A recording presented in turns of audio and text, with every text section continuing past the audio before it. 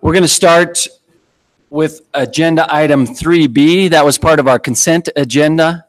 And Director Trick asked that that be removed from our consent agenda to have some more discussion. So Kaylee is going to talk to us a little bit about agenda item 3B.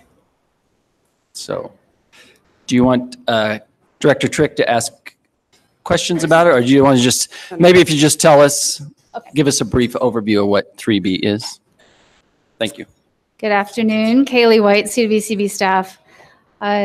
So this consent agenda item was a request for the board to ratify staff's statement of opposition in a water court case in Water Division 5. And the case number is 18 CW 3162, filed by Connell Development Company. So in the water court application, the applicant requests a storage right and approval for a plan for augmentation for a well. This was the application, or the site itself is upstream of Rudai Reservoir on the Frying Pan. And is just above our, or just at the top end of our Frying Pan in-stream flow water right.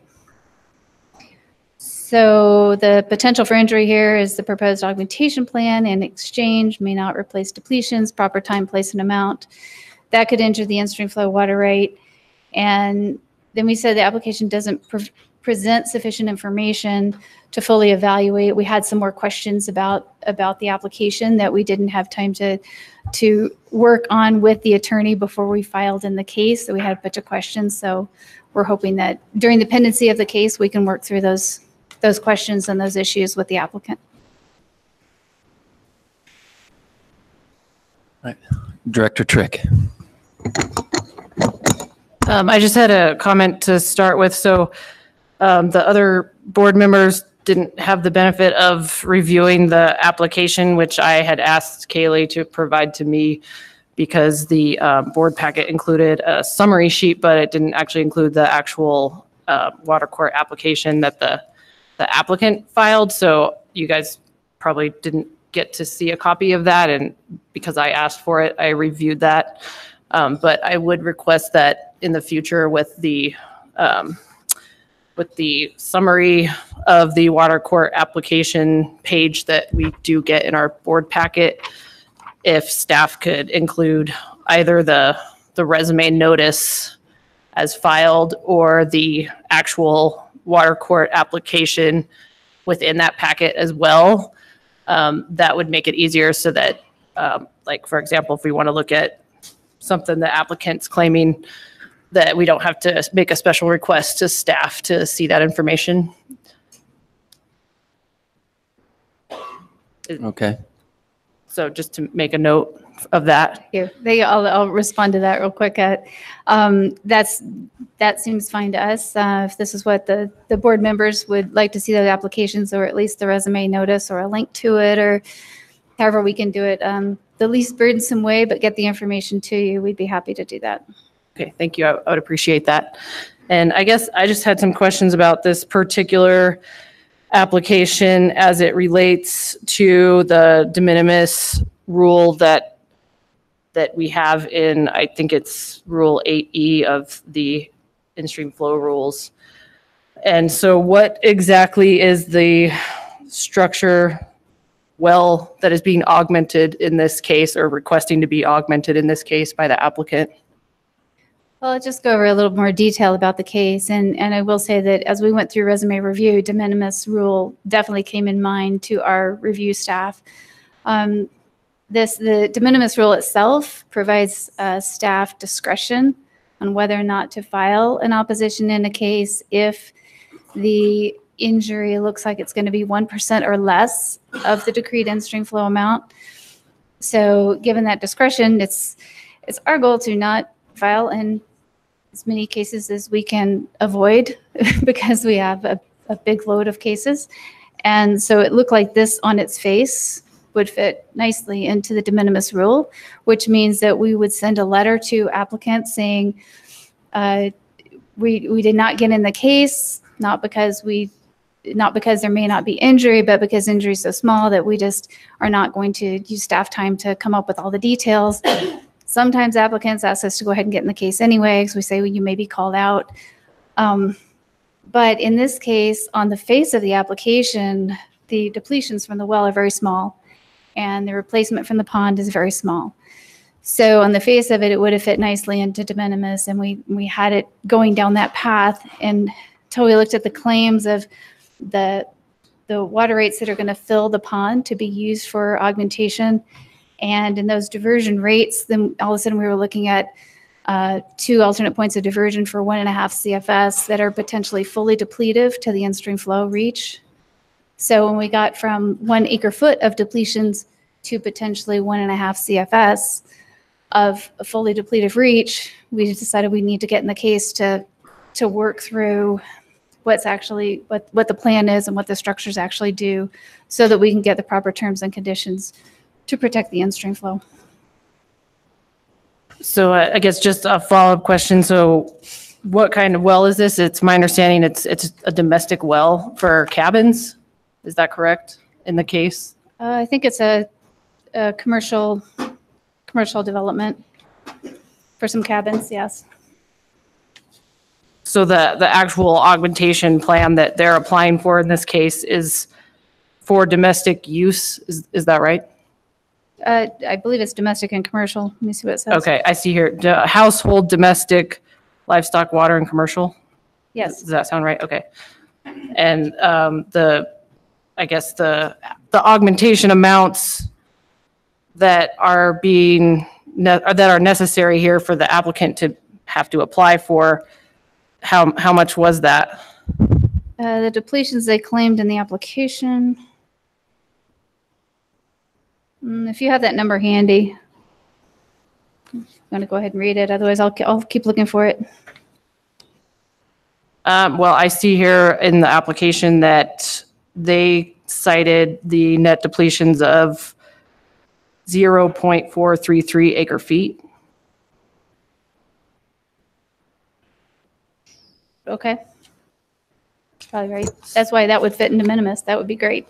So I guess my question on that goes to, what was the de minimis kind of analysis that was done in regards to the actual depletions of the structure that's in this application, and how did staff or the engineer that worked on this, I know it might have been Don before he departed, but how was that analysis done, I guess?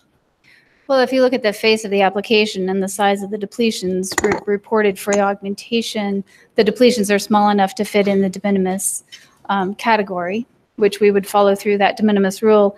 However, this case is also a claim for 1.5 CFS to be diverted into and maybe through that pond. So we had to look at the 1.5 CFS, and that did not fit into de minimis. So that's what put us over into needing to file an opposition.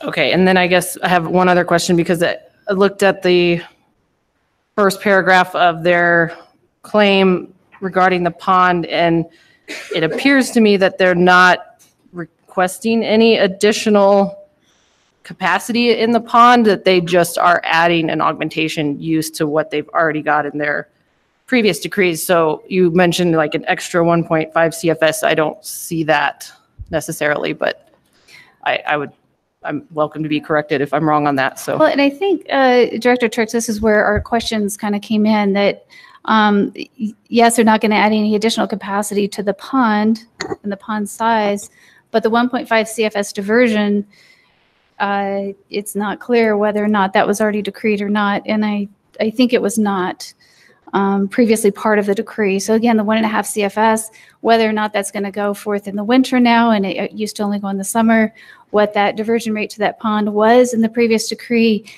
the application here is not real clear on those. So again, that's why we need to talk with applicant and research those old decrees. okay.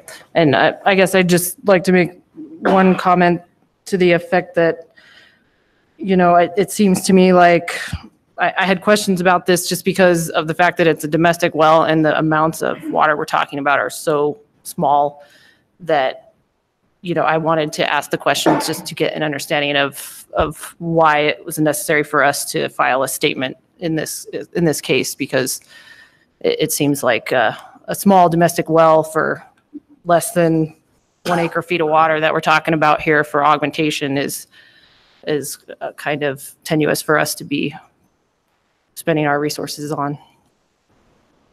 I understood, and if you want, we can update the board on what we find out in this case and how big the problem is or may have been or wasn't. I we would move appreciate forward, we'd be that. Happy And to do that.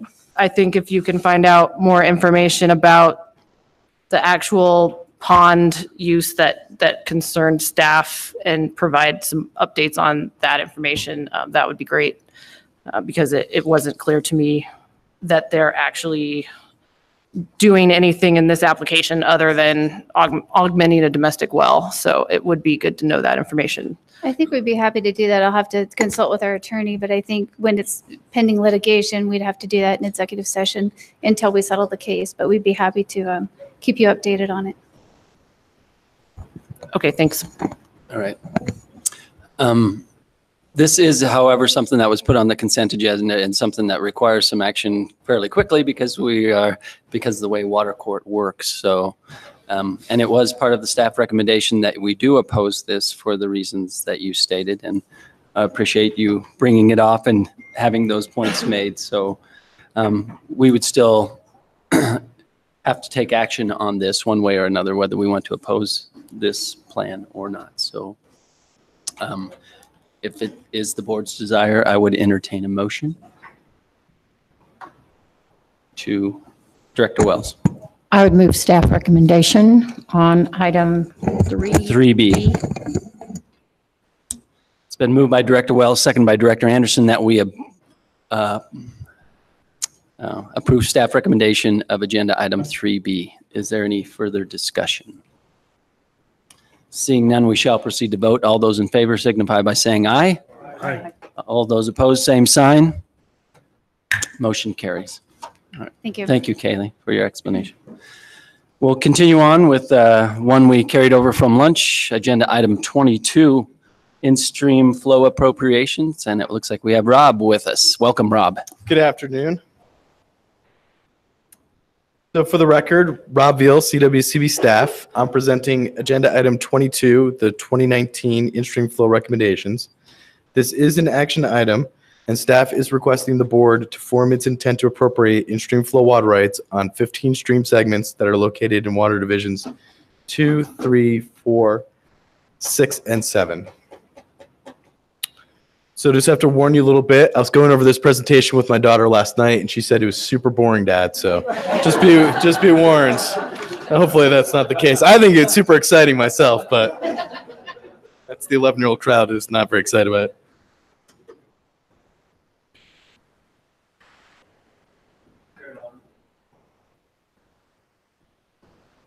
Aha. So starting off, the board is required by statute to make 3 findings to appropriate an in-stream flow water right. While those findings are not required today, I thought it would be important to remind you all what they are. The first is that there is a natural environment that exists.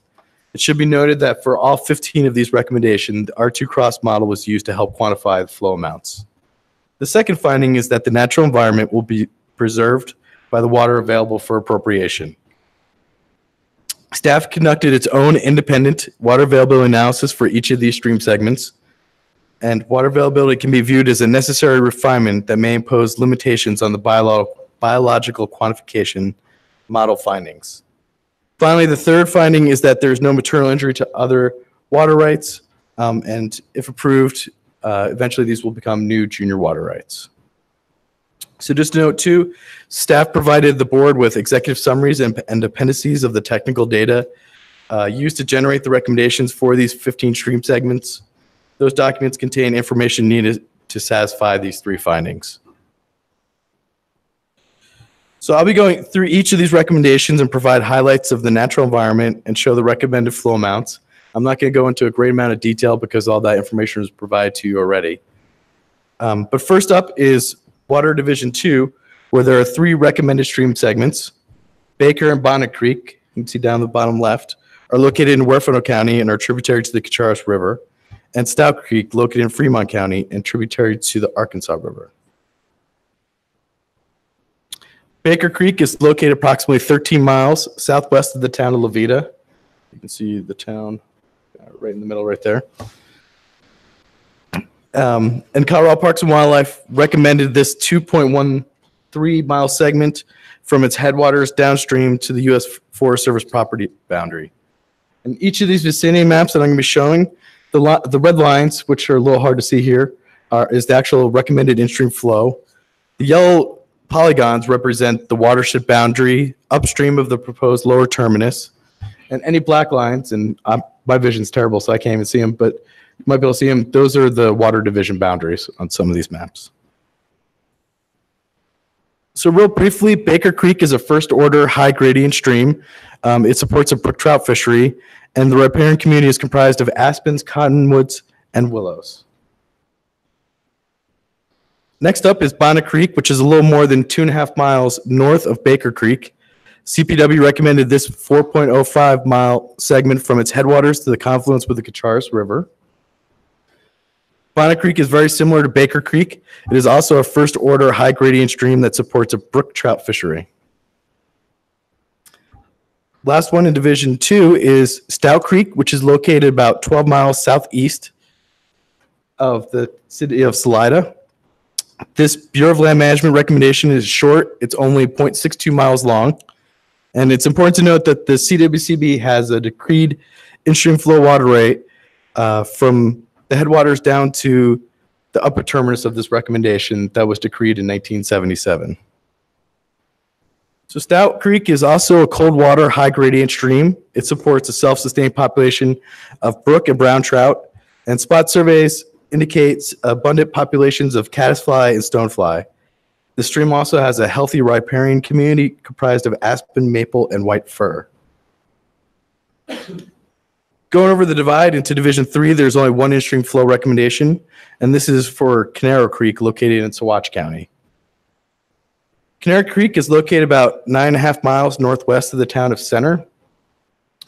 And this CPW recommendation is 9.8 miles long and extends from the confluence between the South Fork and Middle Fork Canaro Creeks down to the confluence with the Mogatas Arroyo. This segment of Canaro Creek has self-sustaining populations of brown trout and white sucker, and most importantly, Rio Grande cutthroat trout. Rio Grande cutthroat trout are classified as a Tier 1 priority species in the State Wildlife Action Plan, which has the highest conservation priority in the state. And this reach consists of multiple different species of fish, a significant macroinvertebrate community, and diverse riffle, pool, and glide habitat for these fish species. Moving on to Division 4, there are 3 ISF recommendations.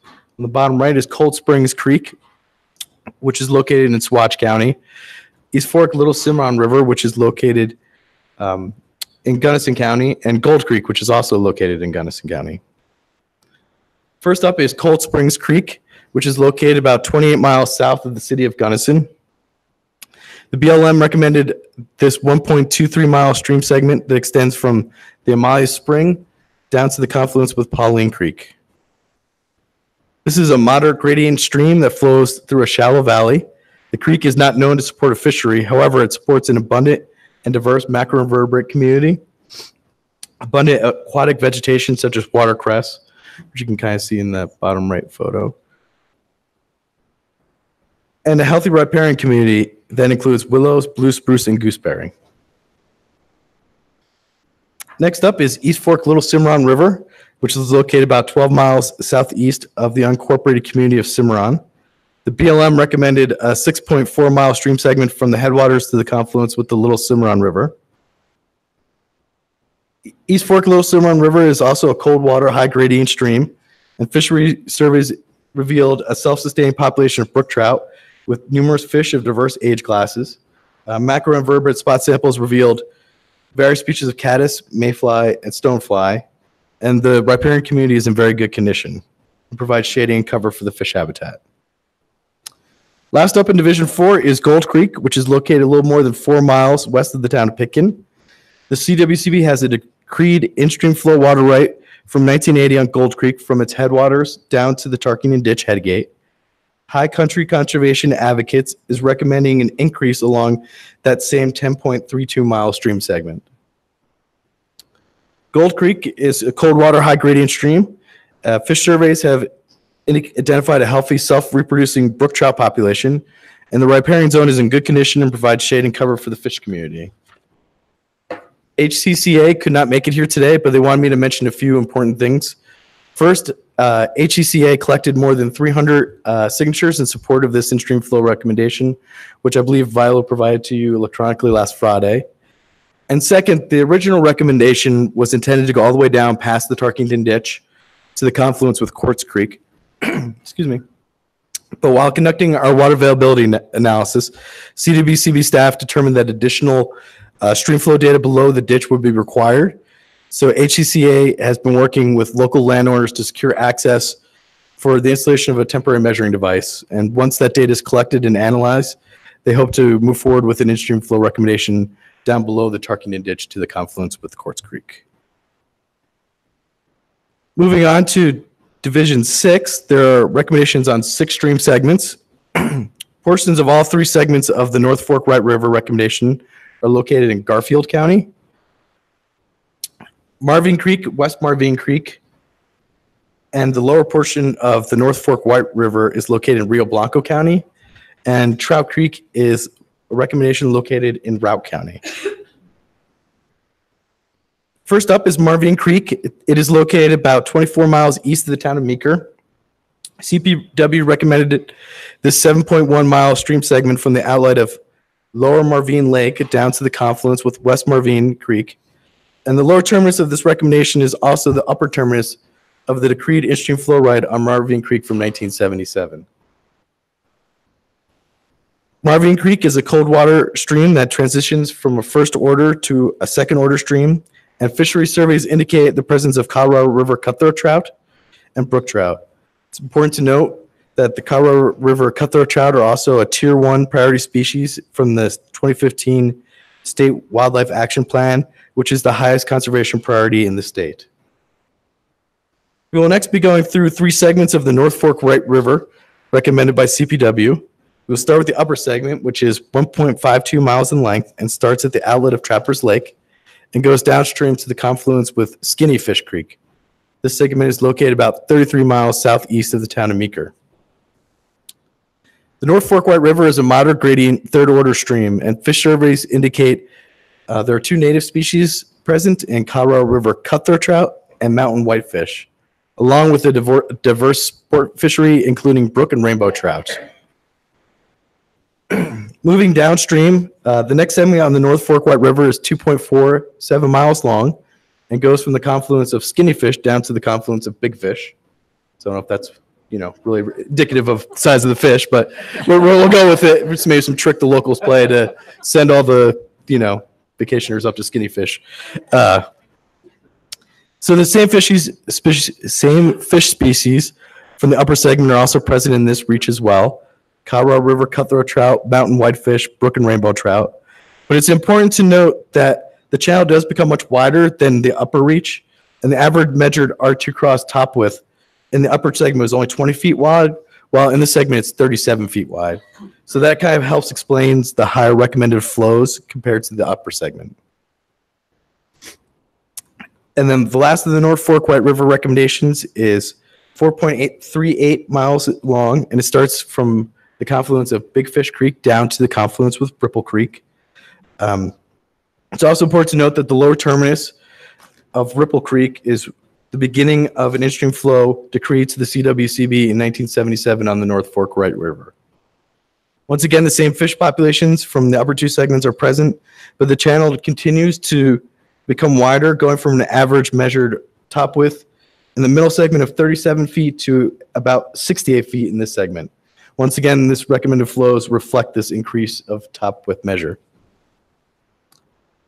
Next up is Trout Creek, which is located about 4.5 miles west of the town of Oak Creek. The Oak Creek right there.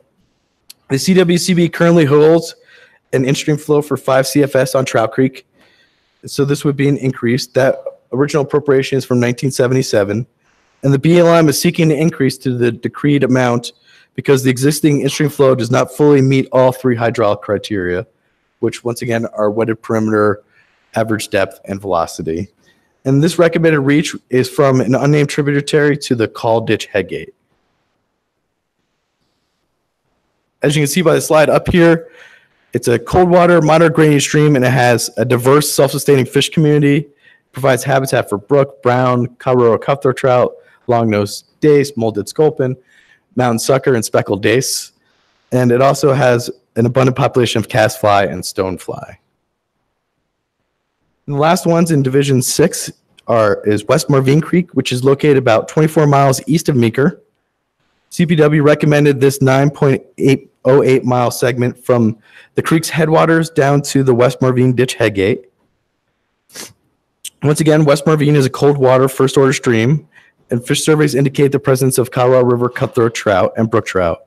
It's important to note that this is a core conservation population of Colorado River cutthroat trout, and they're isolated from the downstream population by the dry stream channel that exists below the West Marvine Ditch Headgate. So this has helped limit the hybridization of this population. So finally, yet importantly, the BLM recommended 2 stream segments on Disappointment Creek, and we're now down in Division 7. The upper segment is located in Dolores County and San Miguel counties, while the lower stream segment is solely in San Miguel County. The upper segment, which is located about 18 miles northeast of the town of Dove Creek, the BLM recommended an in-stream flow on this 21.71 mile stream segment from the confluence with Morrison Creek down to the location of a historic USGS gauge.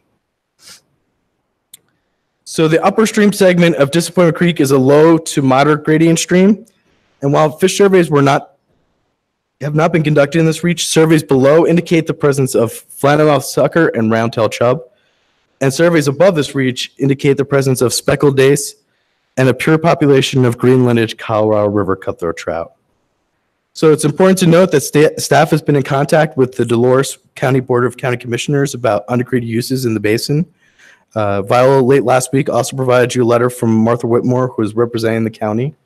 The letter requests that the CWCB delay filing in water court any application on Disappointment Creek until at least December of 2019. And this will allow the county time to file on its undecreed uses in water court and be senior to the proposed in-stream flows.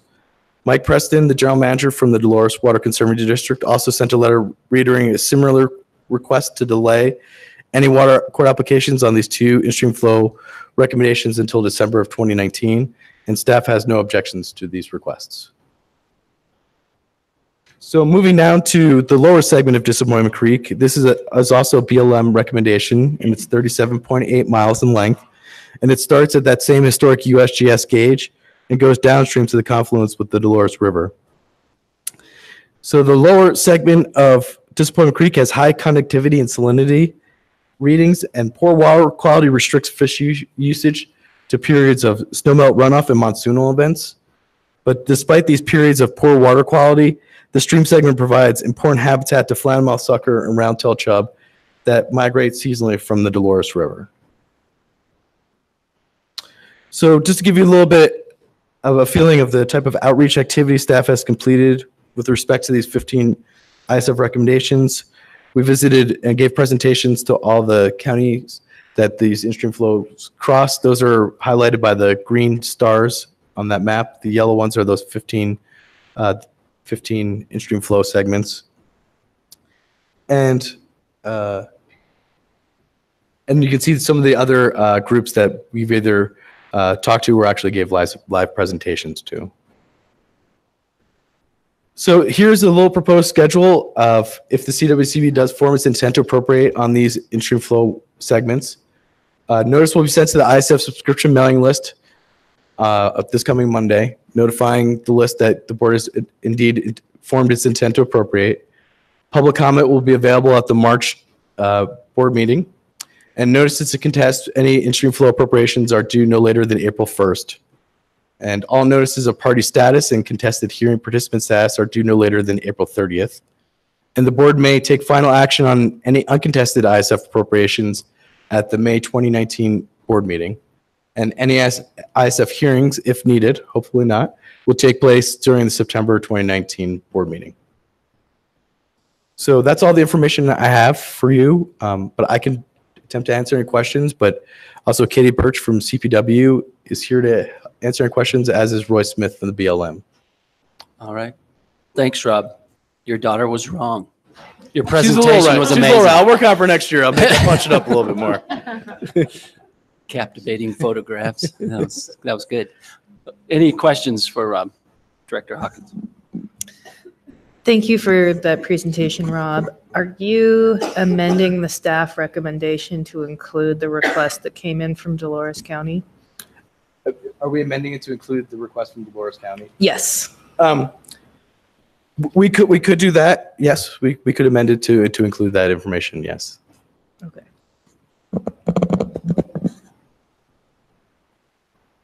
Director Trick. I just have a question about the timing and the process there on your slide. So if we go with the amended recommendation from staff, what will that look like as far as the action we would take on those particular reaches at the May meeting? So I don't think anything on this schedule in particular changed. All that we would do is we direct the Attorney General's office not to file any appropriations on Disappointment Creek in water court until at least December. But the board's findings would not necessarily be changed, except for adding that clause onto it. So we would still be acting on those filings at the same time as the other filings. Is that correct? Yes, that would be my intention. Okay.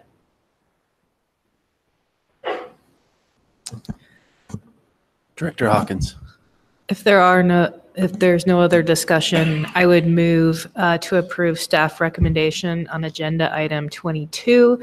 And just to be clear what the motion is, I would like the amended version that would take into account the request from Dolores County. And my comment on this is that I have personally been down to meet with the Dolores County commissioners several times to talk about this, and I really appreciate the engagement from that county commission. And so if they're listening, I just really wanted them to know that I've appreciated the discussion on this one. It's been moved by Director Hawkins, second by Director Director Goebel, that we approve staff recommendation with the caveat that we wait on the Disappointment Creek until December. Is that correct? Yes, I believe we would delay any filing in Filing. water court until Okay. December of 2019. Okay. All right. Is there any further discussion? Seeing none, we shall proceed to vote. All those in favor signify by saying aye. Aye. All those opposed, same sign. Motion carries. Thank you. Thanks, Rob. We'll continue on with agenda item 23, Colorado River Drought Contingency Plan and Demand Management. Looks like Brent and Karen.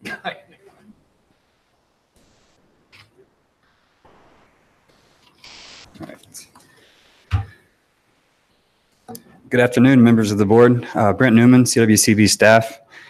I'll be joined today, as always, by my partner in base-citywide crime, Karen Kwan from the Attorney General's office. So what we'd like to talk about today, a couple of different things. We'd like to go over our staff efforts and our planning initiatives for 2019, relating specifically to drought contingency planning and demand management feasibility investigation on the Colorado River system. First, we'd like to update the board on outreach to water users and stakeholders that's occurred since the November board meeting. Karen's going to provide an update on where the DCP process is to date with the 7 basin states and the federal government. And finally, we'd like to share our initial thoughts regarding the investigation of a demand management program within Colorado. So how to start thinking about some of these big policy issues that we identified in the support and policy statements this board adopted back in November. First and foremost, our outreach efforts continue pursuant to the board's direction. We continue to engage with water users and stakeholders statewide on these issues of Colorado River management, drought contingency planning, and demand management feasibility. Since the November board meeting, we managed to squeeze in a few outreach events in between the holidays. We met with the Northwest Colorado Council of Governments in Frisco. Director Anderson was also in attendance at the Montrose County Western Slope Water Summit. Director Hawkins, Director Mitchell, Karen, and myself got to meet with a joint tribal council of both the Ute Mountain Utes and the Southern Utes, just about the potential for participation in a demand management program. We presented to the Animas La Plata Association in Durango. Director Hawkins also mentioned the Southwest Basin Roundtable and their DCP committee, which was a really good conversation. Director Gallagher mentioned the White River Water Expo and annual meeting up in Meeker. And then over the past week, the Water Bank Working Group met in Denver, and we also presented to the External Affairs Department at Denver Water. So it's been a busy couple of months. And Karen's going to do DCP status. So the status of the DCP is the Upper Colorado River Commission met right before the Colorado Water Users Association conference in December, and they unanimously approved for the Upper Basin states to go forward with the drought contingency plans as the agreements are written, and you have been vetted. I think we vetted them in October. And support federal legislation going forward. That has not occurred yet because we're in still various stages of entities ready to go forward, not in the upper basin, but in the lower basin. Nevada has consistently been saying they're ready to go. California entities, a number of the boards approved the same type of status for going forward as the UCRC did in December. IID, the Imperial Irrigation District, did identify that they are considering going forward, but are not going to provide their full-on approval until they know everybody else is on approval, and that they have some certainty or some information of how they're going to move forward with the Salton Sea. And the federal government has been working with them on that, so we don't consider necessarily that to be a hang-up, but it is still hanging out there. And then Arizona has needed additional time to work internally to determine how they would actually implement their responsibilities under the drought contingency plan within Arizona. Who would be bearing the responsibility for the shortages, and how would the mitigation of those responsibilities be distributed? They've been working diligently, I think, like hourly for the last couple of months to try to figure out how to share the wealth and spread the pain. And they have a coalition of entities that are all not breaking ranks at the moment, and a bill before their legislature. Their legislature needs to approve the drought contingency plan that they would be adopting. And there's a bill before the legislature that I think is being heard right now. And there's a potential that they will pass. There's a potential, not a probability, not a certainty, but a possibility that they will pass legislation before the end of the day or tomorrow. But it's all a toss-up at the moment, and because it was a toss-up in December when we were trying to really see where this was going, the Bureau of Reclamation's Commissioner, Brenda Berman, issued at the Colorado Water Users meeting kind of a deadline that she would want to see that everybody, all of the states and the entities who are signing on to this, are in a position to move forward with the DCP by January 31st. If we don't meet that deadline, she was going to be issuing a notice asking for recommendations on how to proceed going forward to protect the critical elevations at Lakes Powell and Lake Mead. That's Thursday.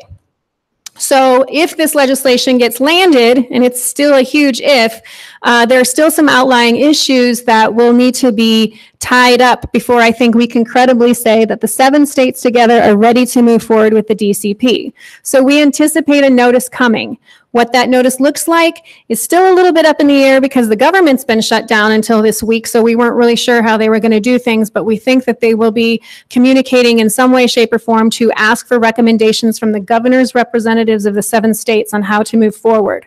How we decide to move forward will depend on where all of the states are, given our positions coming on Friday. So we have been trying to consider our options going forward, and obviously we'll try to calculate how best to do that in considering the need to protect the critical elevations, protect our interests, protect our relationships going forward, and sustain the system. So with that, that's where we are at the moment. It is very fluid and can continue to evolve as we speak. So just as a reminder of the support and policy statements that we passed back in November, this is the language from the support and policy statements, just reminding you of the board's commitment to lead on this investigation of demand management feasibility within the boundaries of Colorado. A couple of reminders: any demand management program within Colorado is contingent on several hoops being made. One of those is the DCP documents being signed, which Karen alluded to. Another is the federal legislation that would implement those documents. And then to have a demand management program, you also have to have 4 Upper Basin states and the Upper Colorado River Commission agree to how that program would operate within each state's legal framework and identifying how it would operate across state lines. As we mentioned a couple of times back in November, passing this policy statement was the easy part. Now we have to do all this. So to that end, we've started putting together a 2019 work plan. What we're hoping to do is identify achievable goals within calendar year 2019. This certainly does not mean that we're going to conclude demand management feasibility investigation within 2019 or by this December. But if we're saying that demand management is the elephant in the room, we're going to take that elephant one bite at a time. We're going to identify through this work plan some tasks that we believe establish the framework under which demand management feasibility investigations within Colorado should proceed, consistent with the goals, actions, and processes identified in that support and policy statement and within Colorado's water plan. As far as timelines go, looking at the approval process for this demand management scope of work and looking at the DCP process and where that is and trying to coordinate with our Upper Basin partners more, we're proposing that the board adopt a formal scope of work on the 2019 work plan at the March meeting.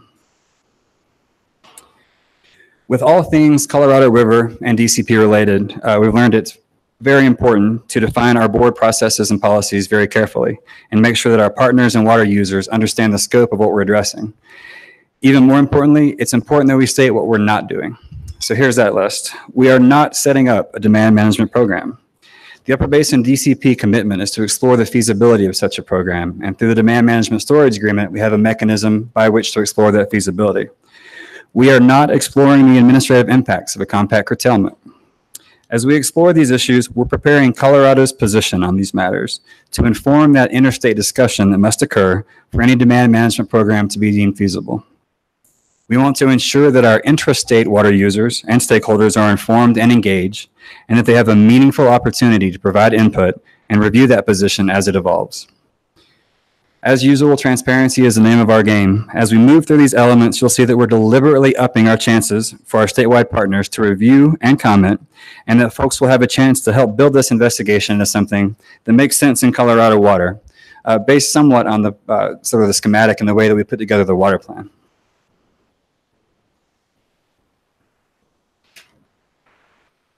So what are some of the tasks that we're contemplating, including in the scope of work or work plan that we're talking about?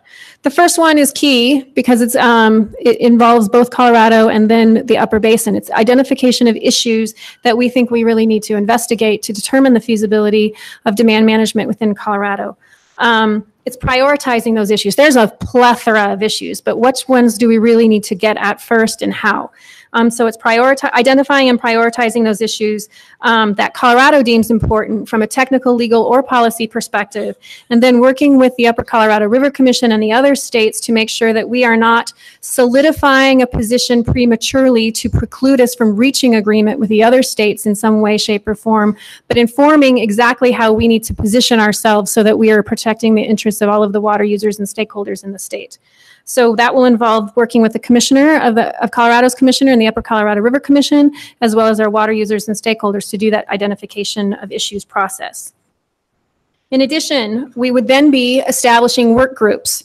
These work groups would be formulated to potentially focus on specific priority issues that we think are important to look at in Colorado. They'd be guided by the support and policy statement that this board has passed in November, and it would be their duty to be able to prepare a scope of work, a budget, and a timeline for this calendar year to see what they could accomplish. It doesn't mean that they have to accomplish it all within this year, but we're just talking about this year and what we're doing at this moment. Keeping in mind, everybody's going to want to be on every work group. We all think this is all extremely important and very vital, but we need to be effective and efficient. So we got to figure out a way to create these work groups in a way that informs our position and allows us to really get at the technical, legal, and policy issues going forward. To that end, we have work groups that we're proposing to be considered. They're not written in stone by any means, but a law and policy work group, a monitoring, verification, and accounting work group, water rights administration, environmental considerations, economic considerations, funding, and an education and outreach work groups. These would be the kind of work groups we're talking about. And they're not limited to just Brent and me and our team. We're talking about actually getting people with expertise and understanding of boots on the ground types of situations to help us do this, as well as members of Division of Water Resources or CPW to the extent they inform what we're talking about. And that's the next step we'll have to be working on.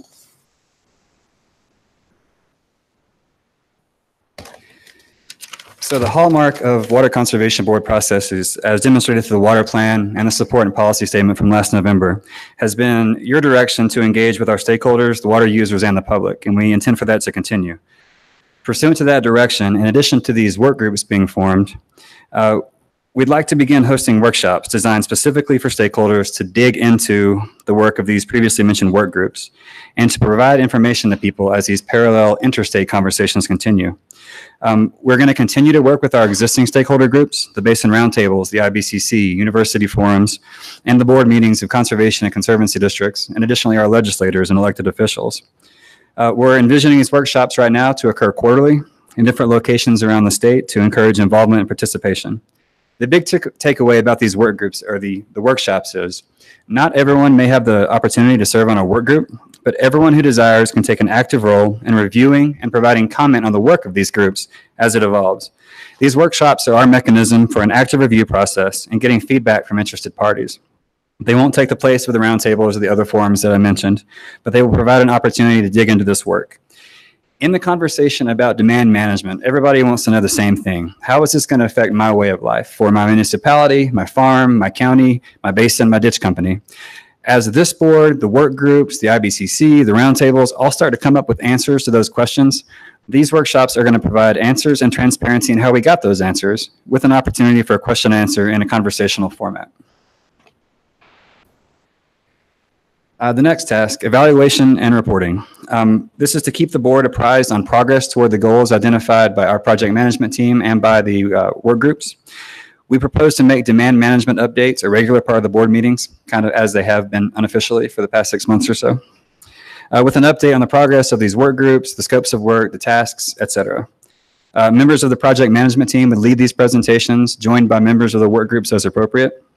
And we would also propose that this time next year, we have sort of a 2019 report out to summarize, report out on the goals of these work groups and how they've been accomplished to that point, and to also do recommended next steps for the next calendar year, 2020.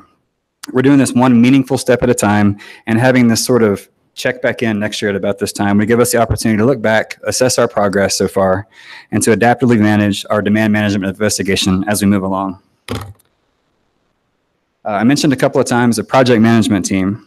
In the executive order which laid out the water plan process, Governor Hickenlooper described this process under which every Coloradan would have the opportunity to provide input to the water plan. The state agencies would identify their goals and actions, and the Basin Roundtables would do their priorities through the Basin Implementation Plans, or BIPs. The CWCB, under this executive order, as you all remember, was directed to play the role of curator, to compile these existing studies and investigative efforts, and to put all this in a cohesive package for review. We think this model is appropriate also for demand management investigation. Our project management team will compile that work of the work group, stakeholders, and water users, and at the board's direction, establish state positions for public review. We'll work through public comments and serve as a clearinghouse for all the work on demand management that's already taking place statewide.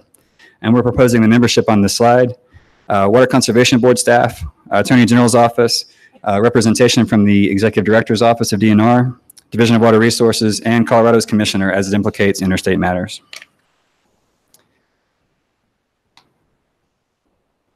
So the timelines we're talking about here, I apparently am the person who talks about how everything's fluid and it might change, because that's, again, a situation. Demand management feasibility has a lot of issues that are going to need to be investigated, and we need to be thorough about them. So I don't think we have a hard deadline for when this investigations will be done.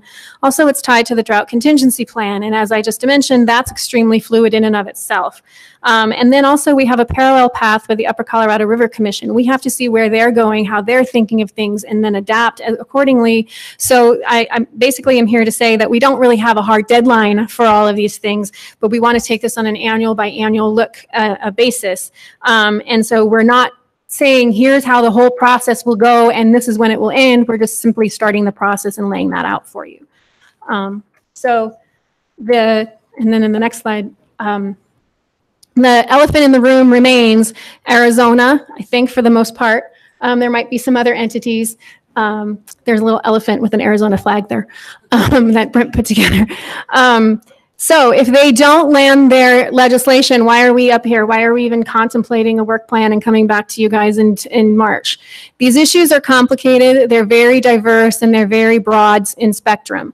So us saying, oh, well, we didn't get the legislation right now, so I guess we don't have to talk about demand management, I think is a little myopic. And so we would suggest potentially that we continue with this process and looking at what the position of Colorado could potentially be with demand management, even if we don't have the DCP landed immediately right now, because it will be in our best interest going forward as it better situates Colorado to understand the issues and concerns and options moving forward, either for a DCP or as we start to renegotiate the guidelines and get ready for 2026. So as I mentioned earlier, we have no formal board action requested today. As mentioned, we would welcome board comment and input on this work plan, the sort of the draft that we have presented to you today. We plan to present that work plan formally in March for board approval with a little more polish put on it. And this allows us the opportunity to monitor the ongoing interstate negotiations on the DCP as those come together and to check in with our interstate partners on the questions of process. All right. Thanks, Brent. Thanks, Karen. Director Mitchell. Thank you, Brent and Karen. I think what you saw Brent and Karen present is something that really honors the direction that the board has given staff, that we are going to look at all of our processes in the same way that we looked at Colorado's water plan. We're going to be working with our stakeholders and water user groups and even further expand on that. But then we're also going to be using those existing groups that are already set up. So we do welcome any opportunity or anything that you want to say in terms of how we could make this even better, but we've tried to make it as inclusive as possible and with as much opportunity for everyone to comment and be a part of the process. We heard the concerns as we're going through the DCP process, and we understand that, and we are committed to involving everyone. All right, thank you. Any questions or comments? Director Hawkins. Well, thank you both for your work on this. I know it has been busy and we have all been watching the DCP process very closely. I'm really pleased to see this starting to move from the initial stakeholder outreach to a plan for how to actually tackle this investigation. And so while I'm saying this without trying to put pressure on Arizona, I think that time is of the essence to get this process going. So thank you, and I will look forward to seeing that plan in March. Any other questions? Director Wells. A couple of comments. Would you mind putting back up the slide on the working groups? If you don't, okay. Is that the one? Yes, that's the one. I couldn't remember all of them. A couple of things. So will you post, or do you have copies of this presentation so that people can look at it? We can post this with the rest of our demand management DCP stuff on the front page of our website. Okay. No problem. Excellent. As you know, one of the things I'm hoping we will think about as we do demand management, at least with regard to where agricultural water is involved and potential fallowing or rotation, whatever that is, if there isn't a way to broaden that program and to combine it with other programs like NRCS and the soil conservation districts and that sort of thing, so that you could take advantage of the opportunity where you are changing a crop to do some things that would leave the soil and the farm better off and presumably in an equal position financially. So I'm not sure where that might be, law and policy perhaps. I did mention this briefly to Ag Commissioner Greenberg yesterday. As you know, the Young Farmers Alliance is very active in these sorts of issues. And so I think there's a way to broaden our audience, broaden our participation, and make this about more than any kind of sacrifice. That would be my goal. So that's just my pitch for that. And I thought it was interesting that you mentioned we're not examining the administrative impact of curtailment. I assume that means water rights administration. And yes, we are not. Yes, we are not doing that because curtailment is mandatory for one thing, and that's not what this is. So I'm hoping we can all go into this. I'm going to make this impassioned plea every time we talk about this, which is that we're trying to do what's best for the state of Colorado to avoid what is clearly a train wreck, and that we do that by participating to the extent we can as it's in our own self-interest to do so, and that it's not about curtailment. Doesn't mean that some of the things we learn about how you shepherd water and how you administer when some water right isn't being used, doesn't mean you can't learn from all those things as we learn from the System Conservation Pilot Program. But they're not the same thing, and the rules will not be the same. So I'm hoping we can avoid, as you tried to do, talking about so we're not talking in work groups about what we're not doing and trying to talk about what we are doing. So I really appreciate your efforts and all the meetings that you've held and all the meetings you're going to hold. And I think we can come out of this with a very good program. Thank you. Two things. I would be remiss if I mean, while Brent has been at all of those meetings that we've talked, that he's pointing out, he's been at every single one of them, and that he's done a lot of work on this. So I'd be remiss if you guys thought it was just Brent and I who did this. We have a big team of Amy Ostick and Lane Leoniak and Michelle Garrison and Becky Mitchell, and everybody has been working on this. So we need to honor that. I also would like to highlight, I 100% agree with you, Director Wells, that we are not talking about how we would administer a curtailment here. That is not what demand management as defined by the support state and policy statement has gone forward.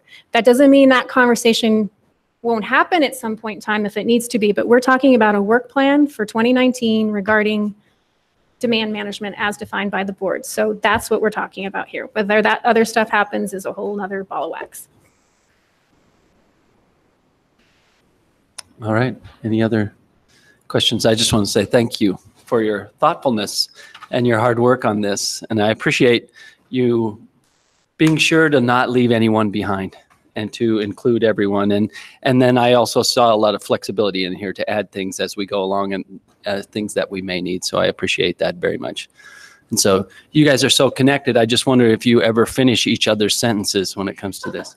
Not yet. Just Not his yet. drinks. I finished his drinks. I have to say on that note, the relationship with the Attorney General's office specifically on this topic, but all topics in CWCB, has proven extremely helpful. So thank you for allocating their time appropriately, which is all their time to us. All right. Thank you. So we'll move on to agenda item 24. The criterion guidelines for at least following pilot projects. And we have Alex. Welcome, Alex.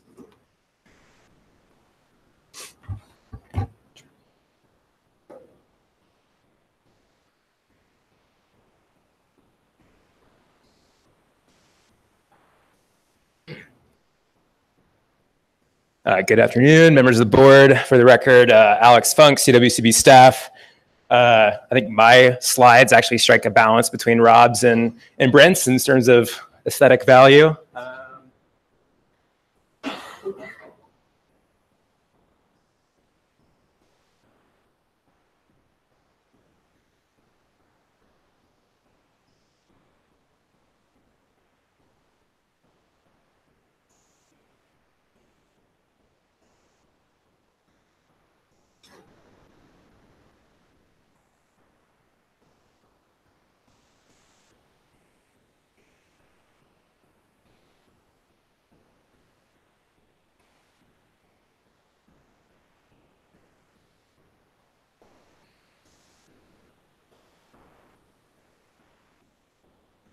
Don't worry about it.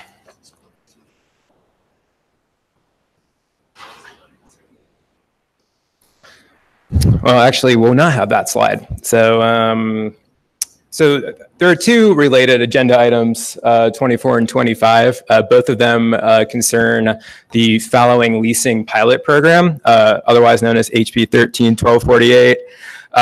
The first is an update to the criteria based on some legislative changes that took place in 2017.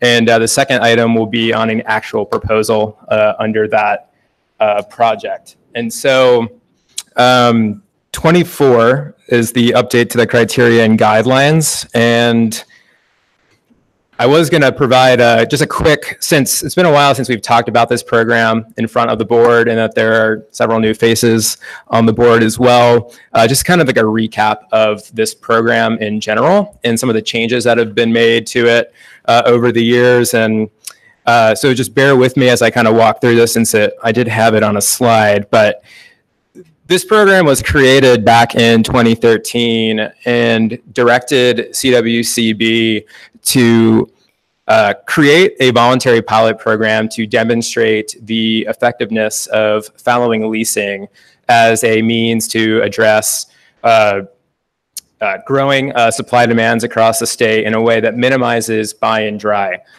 So really targeting that ability to promote alternative transfer methods, which have been touched on several times today, in through a pilot process that took place outside of the water court. And so that bill authorizes the board to approve upwards of 10 projects, a certain number per each major basin, and then directed CWCB in consultation with the state engineer's office to develop some criteria and guidelines to administer this pilot program. And to date, we have one pilot program that has been approved through this process. That is the Catlin Canal pilot project in the Arkansas Basin. And that has been in operation since 2015. And so the purpose of this program, and why it predates the water plan, this program remains a pretty critical tool for the state to achieve the goals related to the alternative transfer methods, measurable objectives in that plan. So there is a goal in there to achieve 50,000 acre feet of voluntary alternative transfer methods to help meet different growing supply demand needs in the state. And this is one of the critical administrative tools that we have to help achieve that. And in particular, the pilots themselves are designed to really demonstrate cooperation among different types of water users and how these projects are operated, to explore the feasibility of delivering leased water to other temporary uses, providing the state, both the board and the state engineer's office, with sufficient data as to, this pilot project does create a streamlined approach using a, modeling to determine historic consumptive use, return flows. And so it's kind of designed to see how that works through a streamlined approach, and how the data that we get back on that is important to kind of ensuring that tool is effective as it can be. And then finally, just kind of how these projects work. I mean, alternative transfer methods, leasing, fallowing are extremely complex. I think when this bill was sort of under development, there were a few ATMs up and running, but there still weren't a lot. And so there's still a lot of questions on, particularly when you have irrigated agriculture downstream of major population centers, like you do in the Arkansas Basin, like you do in the South Platte.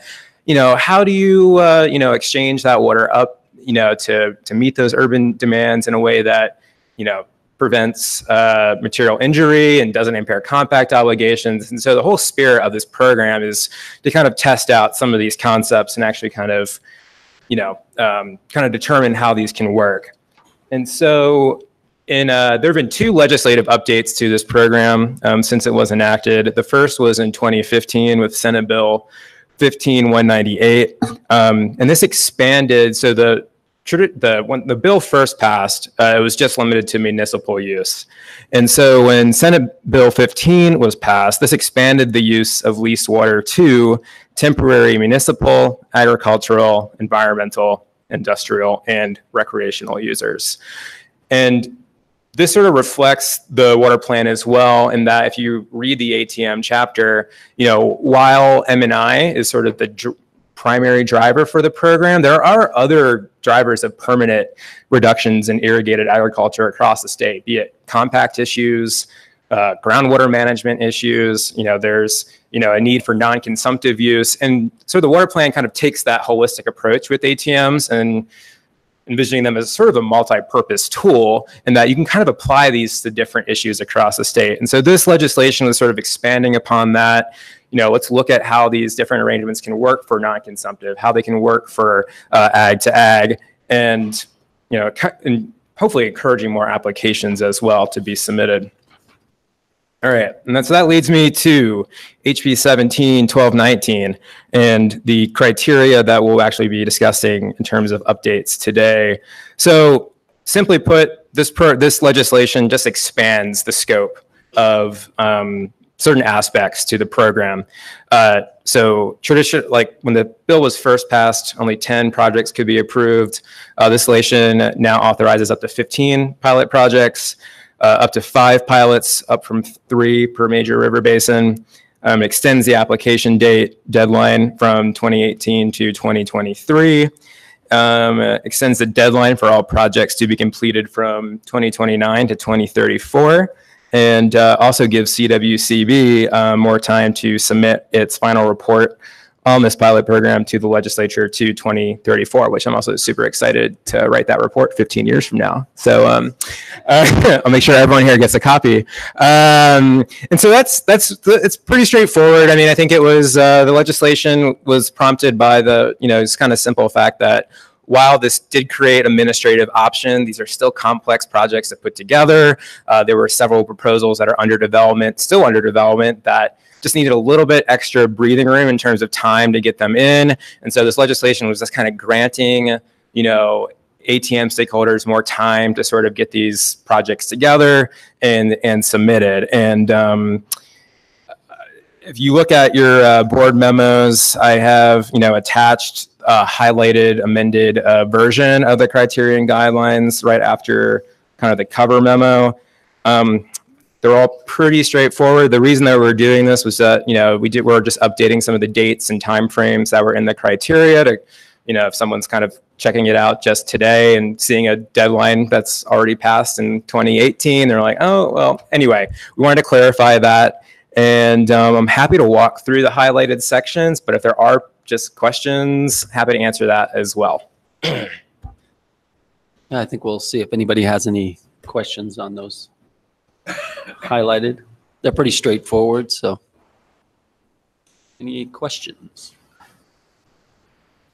All right, so maybe just yes, I will recommendation. Staff recommendation for the board to approve the updated criteria and guidelines for following leasing pilot projects as proposed.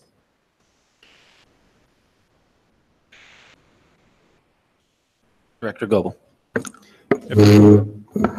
If there's no further questions, I would move to approve staff recommendation on agenda item 24.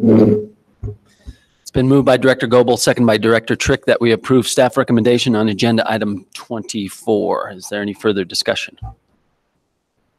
Seeing none, we shall proceed to vote. All those in favor signify by saying aye. Aye. All those opposed, same sign. Motion carries. All right, thank you, Alex.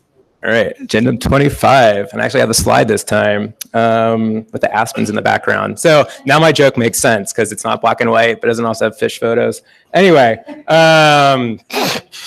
just like I know it's that time in the afternoon where we're trying to lighten it up a little bit. All right, so for agenda item 25, we do have a proposal in front of the board under the pilot program up for discussion today, and very briefly. This was submitted back in November on the 16th. We then had by the Lower Arkansas Valley Super Ditch Company and Colorado Springs Utilities. We had a 30-day comment period that wrapped up on December 16th, and we're here to consider the proposal initially today. This would sort of involve, it'd be very similar to the Catlin project in terms of kind of like operations, but build on that in terms of scale, involving up to 3 ditch companies potentially, and leasing 1,000, but up with the option to 5,000 annually between these ditch companies and Colorado Springs Utilities. And then if approved, this would begin operation in the beginning of 2020 and end in 2029, as we just discussed in terms of when these projects come online. And just to recap, since it's been a while since 2015, as I mentioned, when the last pilot proposal was selected and approved by the board, I just wanted to quickly recap this process because it is a little convoluted and there's lots of different stages involved. And so, as I mentioned, the narrative proposal, which is the first step and sort of sets off this entire process, that was back in November. We did have a 30-day comment period, and we are now considering the proposal in front of the board. And I'll go into a little bit more detail on what the kind of purpose of the proposal is in a second. But I want to highlight that, if the proposal is ultimately selected by the board, we would then go to an application phase. And I believe there's a 90-day deadline to submit an application. And the application is really designed to be a more detailed technical document. So that's going to look at actually using the lease following tool to determine historic consumptive use, like looking at those return flow obligations. It takes a much deeper dive into the actual project than the proposal does. Once we have received that application, there is an other comment period, 60 days, at which point, if there are comments, and there will be comments, we then have a joint conference with all the commenting parties. And the purpose of that conference is really to kind of get, kind of the different interested stakeholders in the room and to actually work through the proposal and application and developing some terms and conditions as to how that pilot project will operate to really avoid material injury and to not impair any compacts. And then after that conference period, there's a report generated with those terms and conditions. I should note that the parties don't have to agree on all of those at that point in time. There can be unresolved issues at that stage. That goes to the state engineer, who then, using those terms and conditions, develops a written determination, basically looking at here's the rule book, so to speak, on how this pilot will operate in a way that won't cause material injury to other water rights and won't impair compact obligations. And then finally, if the state engineer makes a positive determination that that is the case, it goes back to the board, which may or may not approve. It's still up to the board's discretion to finally approve the project and can also add additional conditions at that final meeting. And I lay out this process to highlight a few things, but the main one is that, this proposal stage is really just the beginning for a much longer, more detailed process where we provide ample opportunity for additional comment and engagement on the project for anyone that's interested. The board and state engineer both need to sign off on the project before it's completed. And so there's lots of opportunity for refinement in terms of what's currently here in front of you today. And so with that, just kind of refocusing on the proposal phase and where we're at this afternoon. And the purpose of the proposal, which is also included in your board packet, is really it's twofold. It's one, to put other water users on notice that the pilot has been submitted. And so notification goes out to the substitute water supply plan list that's managed by Division 2 in this case. We also posted on our website, and it's just saying, hey, this pilot's here, take a look at it. The second kind of role of the proposal is to provide a general description of the project and, kind of outlining, who's going to be involved, what structures are going to be involved, sort of the initial conversation on, how return flow is going to be managed, what are the operational components of the project, how will the transferable consumptive use actually make it to Colorado Springs. All that is sort of initially spelled out in a general description in the proposal. What it is not, and I sort of touched on this in the process, is that it's not a technical document. It does not require technical analysis in terms of historic use, return flows at this phase. The application phase will address that. And that, application comments, informal meetings, all that will sort of be built into those final terms and conditions. And I didn't include that for the Catlin, but there were 57 odd terms and conditions that were bolted onto that project to ensure that it's operated in a way that sort of meets the goals of the statute and doesn't cause any injury. And so at this stage, I just want to kind of review the board's options here, and they are to either select a proposal, request information, additional information, or deny it. And so with that, and I'll actually call up, we have some representatives as well from the Super Ditch and I think Colorado Springs as well. If they want to come up now to answer any other questions on the proposal or kind of where, and also to kind of a little bit of update, but I just kind of want to tease out that, we did receive 4 comments on this, all of them generally supportive of the proposal. A few issues that they sort of zeroed in on were, looking at a little bit more information on the rights, lands, and parcels to be included in the project, looking at the approvals, ensuring that all the ditch companies that are listed sign off on this project, and that all of those ultimately be included in the application phase, which the board can request that information when we get to that in March, which I'll get to in a little bit. But I guess before I went to our recommendation, I just wanted to turn it over to the board if there's any questions on the actual proposal as drafted, and also for the sponsors to provide a little bit of an update, since this has sort of been there have been developments ongoing since this proposal was submitted back in November. All right, thanks, Alex. Are there any questions for Alex to begin with? Okay, well, welcome, Jay. Hello, thank you for having me, Mr. Chairman, members of the board. As you remember, we started 1248 quite a few years ago, creating a streamlined process to do ATMs. So far, our Catlett pilot project has been going excellent. Right now, everybody's very engaged in it. The next project's coming up. We have quite a few people signed up for those projects. What we do need on this project right now is a little bit more time to answer questions. We had many questions that came in that need to be answered, so we will be more than happy to answer those questions along with the other 59 terms and conditions you put on us last time. I think that was 60 terms and conditions when we walked out of here last time. So we'll have no problem answering those questions. We just need a little bit more time to answer the questions to go through this streamlined process. I'll take any questions. Any questions for Jay? You ask him to state his name and who he's with for the record. Jay Winter, Lower Arkansas Valley Water Conservancy District. Thank you. Thank you. Director Mitchell. Anybody else want to address the board? I'm Matt Montgomery from Hill and Robbins on behalf of Colorado Springs Utilities. I would just echo what Jay said. We are working with the Super Ditch Company and the Lower Arkansas Valley Water Conservancy District and the entities that submitted comments to address the concerns and questions that remain, and we would just appreciate some more time to get that worked out. I'm happy to answer any questions if there are any. Any questions for Matt? All right. If there are no questions, I'll move towards the recommendation.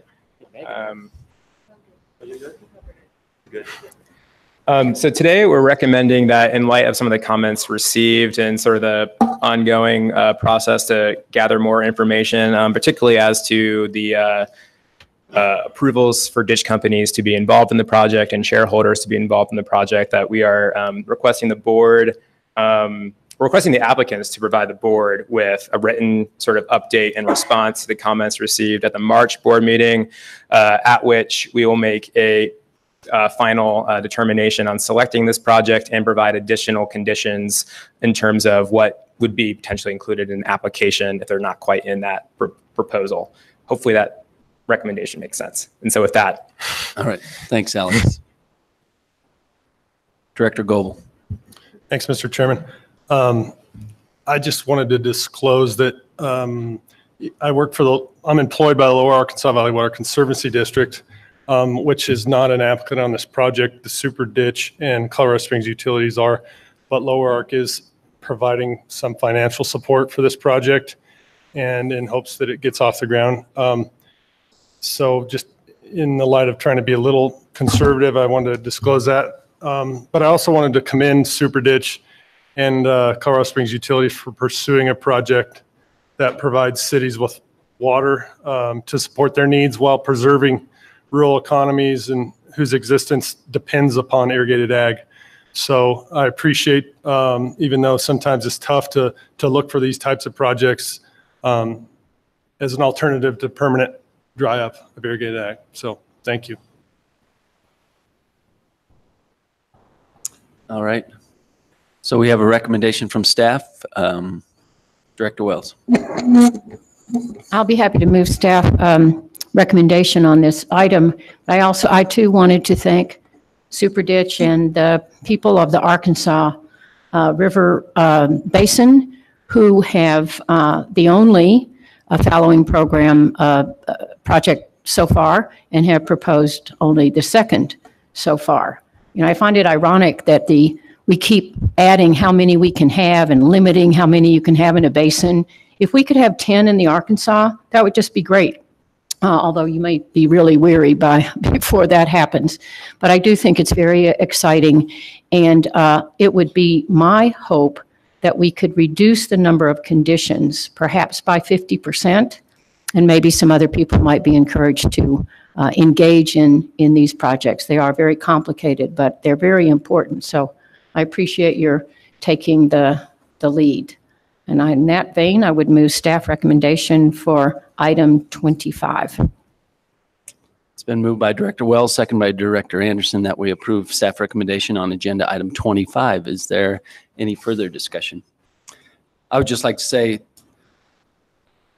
Director Wells, you mentioned that there are no other fallowing projects. There are other fallowing projects, just none that have used this method. So we have 2 on North Sterling ourselves.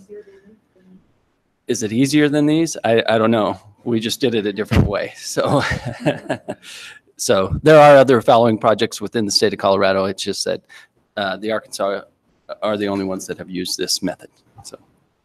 So any other discussion? All right, seeing none, we shall proceed to vote. All those in favor signify by saying aye. Aye. All those opposed, same sign. Motion carries. Thanks. Thanks, Alex. Continue on with agenda item 26, the final agenda item. Looks like we have Carly Brown for her final appearance as a CWB staffer, CB staffer.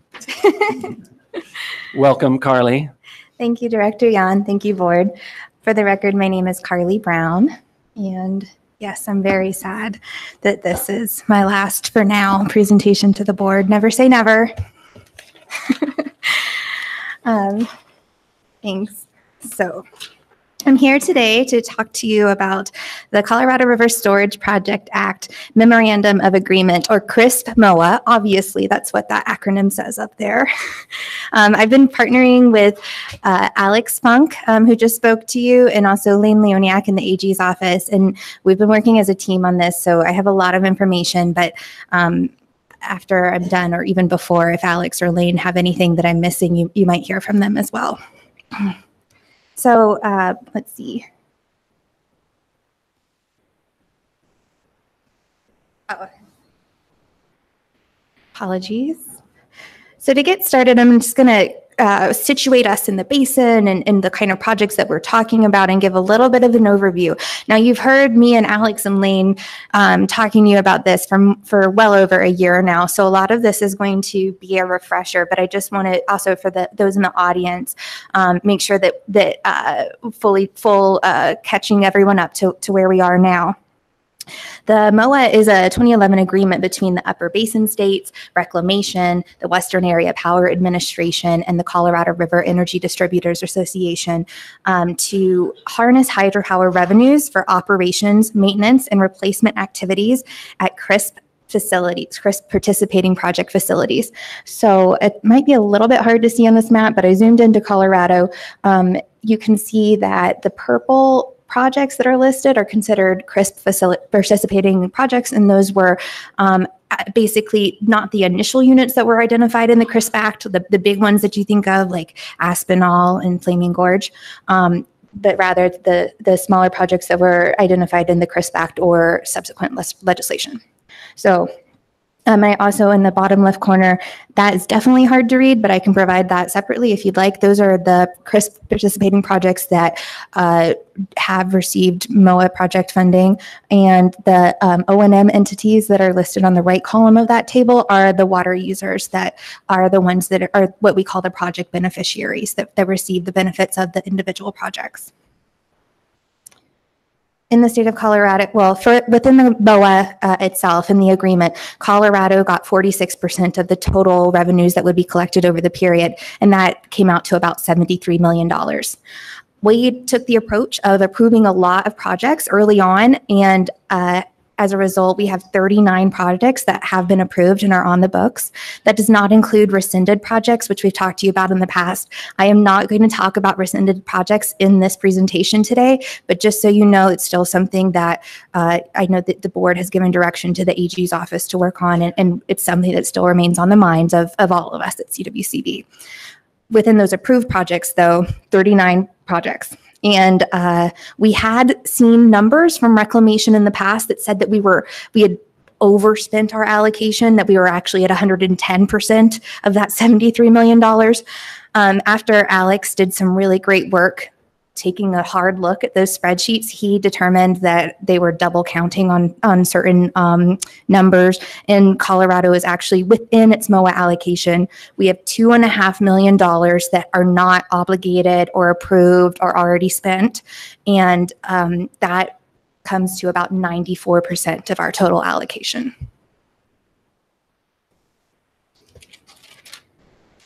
So one of the reasons that there's a couple of reasons that we are at that high of a level of our total allocation. One is that we're finding that those initial estimates that we made early on whenever we wanted to get a lot of projects underway were low estimates based on private sector contract cost. Whenever it goes to reclamation, there's higher costs than maybe you would get in the private sector.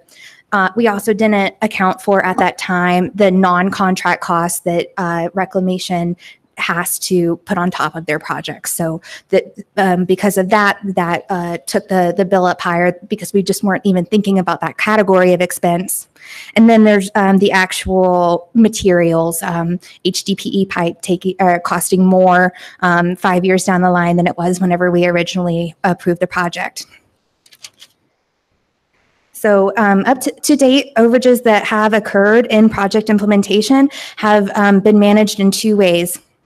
Either they have been taken from the participating projects' overall number of approved projects and sort of visualizing all of any, let's say, 4 approved projects as a total bucket for the participating project and moving money around that way, or it's simply been deducted from Colorado's overall MOA allocation. So why we're here today is that we've been working through the process of how to manage these cost issues, the projects going over budget, by working with reclamation to improve our process for getting modifications before the state and approved, and having the state solidifying the state's role in managing these cost allocations and project modifications. What we think that we need here today is to have board direction on how the state actually runs that internal process. I'm going to tell you a little bit about the process that we've been in with reclamation. Since June, we've been doing a process to create a communications management plan that solidifies that project modification approval process, bringing things to the state, and whenever reclamation identifies the potential for a cost overrun, and having the state sign off on it. To date, we have not yet approved that communications management plan. We do have certain principles for the state's roles that I think that reclamation would agree to, but actually having that in place and being a underlying principle over all of our projects and the way that they're implemented, it has still not occurred. So while staff is continuing to work on that communications management plan, we would really appreciate the board's direction on how to be more proactive at the state level to manage these cost overruns as they arise. I will say that the communications management plan also will identify that it is Colorado's responsibility to identify its priorities within the state for projects, and that is in line with exactly what the MOA itself says. So as for that $2.5 million of remaining money, staff believes that that is a useful buffer for us to have in order to address future cost budget overages that we see coming down the line. And I'll tell you about one in particular today, but we think that there is likely more than one participating project that is going to be experiencing large needs in the years to come. So these are the two staff recommendations that were in the memo to you. First, staff recommends that the board direct staff to draft a proposed process for developing an annual list of the state's MOA project priorities. And secondly, staff recommends that the board direct staff to develop guidelines for addressing MOA project cost overruns, incorporating certain concepts discussed in this memo. So these are both very process oriented. And I want to just directly say this is why we wanted to come to you first before we did this, because there are a number of big questions that we want to make sure that we have your eyes on and your feedback on as we go through this process. So first and foremost, the annual list of project priorities.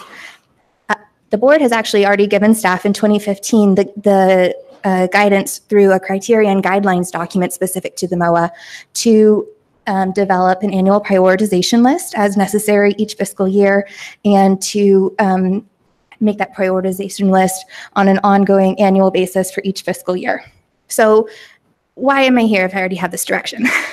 Well, I think that it's important for to acknowledge that while this was mentioned as something that staff could do, there was not a process set forth. And I think that where we are today with the limited resources that we're experiencing, we want to define the steps of creating that prioritization process and then bring that back to you and give you a sense of what that process will look like. We're in the process right now of working with our water users to evaluate what their current priorities are as far as their approved projects, and to see if there's anything that maybe they don't feel needs to get done, or is there would they prioritize their list of projects compared to where they were in 2014, where they are today. We think that overall, having these process guidelines will help us to make better decisions, especially in face of our limited resources, as to what the state's overall priorities are. So I will move on to the second recommendation. This is the staff recommends that the board direct staff to create guidelines for addressing MOA project cost overruns, incorporating certain concepts that we discuss. So I have this list of 5 bullets for you here, and it's really hard to read. So I'm actually going to take it to a flow chart. So if you have it in front of you, this flow chart that I'm going to show you and walk you through corresponds to page 4 of the board memo. Okay. So the first step of the MOA project guidelines is something that is just a basic step that we already do. Is the project still a priority? I think that we can quickly say that, of course, we want to make sure that this still falls within our guidelines. Assuming that it gets past that step, we look to, as I said before, we look to those funds that have already been approved within the participating project and see, is there anything that we can move around? That's what we've been primarily doing so far, and feel like we haven't had to come to the board for that discussion. But now we're looking at these larger cost issues. So if I still need more, what we're recommending as step 3 of this process is that we evaluate the ability of funds allocated to other participating projects. So as part of that prioritization process that I just described in the first part of this presentation, we would look and see if there's anybody that says, you know, this lateral doesn't actually need to be lined and you can use this money. We are still in the beginning of this process of our water user engagement process, and we don't think that we'll have that information for at least 2 months at the earliest. So if you still need more, go to step 4. Evaluate the availability of funds within Colorado's unallocated MOA funds. So like I've already said, we have $2.5 million left. That's about 6% of our total allocation. Staff feels like that's a useful buffer. However, it is an option. It is the board's option to consider whether those funds should be tapped for any particular priorities. I just also want to note that this list does not need to be gone through one by one by one. There are certain times that you might want to go directly to the overall MOA allocation. Just like I explained, we don't have enough information to take step 3 at this time. And if you still need more, ask Reclamation to revise the design or the scope. And this is another part of the process that we have engaged in earlier on in the process with Reclamation. So I think while it is step 4, it could be step 2, it could be step 3. It's important to note that this should be an ongoing conversation about how can we work within our total budget. So like I said, that's probably not available until March at the least. Within the staff recommendation, we also contemplate, though we don't spell everything out, but we contemplate that staff would go to the board for approval of taking steps 3 and 4 for a budget increase above $100,000, and that staff would have the discretion below $100,000 to run through these steps on our own, with informing the board of that step. And additionally, if in item 5, if Reclamation does revise the scope, then we would contemplate that that might be carved out in a way that the project beneficiary could do that in a separate project, a phase 2 at some point in the future. All right, so I'm gonna walk you through what this looks like in practice, because I wanna make sure that you understand the issues that we're dealing with, and then I'm gonna give you a real world example. But first, let's look at the ACME project. So the ACME project had a total of 4 projects that were approved for its MOA allocation. Those totaled $3 million.